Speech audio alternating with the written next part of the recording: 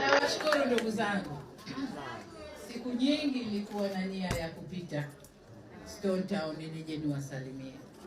Kama mnavyojua mambo mengi, matukio mengi, mambo mengi yamepita. Lakini leo nimetoka airport nikasema nipelekeni nikaone ndugu zangu. Mimi kwangu kilichonileta ni shukurani. Shukurani kwa kuniunga mkono ndugu yenu, kunipenda na kunibeba.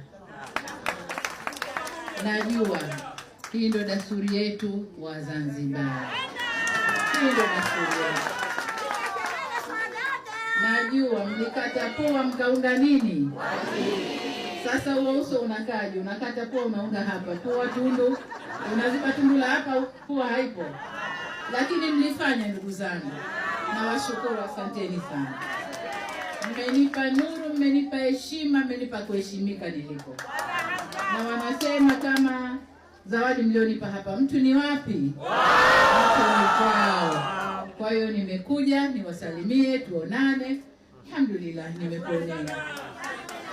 Naona eneo hili kwenye mitandao, nafungua nasikiliza taarab, namuona Cholo.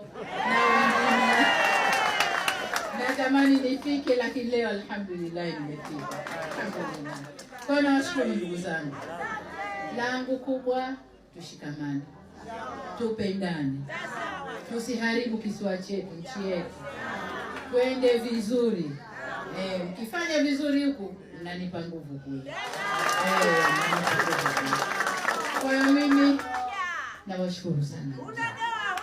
Sasa la mwisho, kama mmesema mtu kwao, mimi Mkizimkazi, kuna festival kule, ndio kilichonileta mara hii.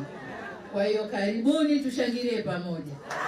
Kizimkazi yetu wote, karibuni sana.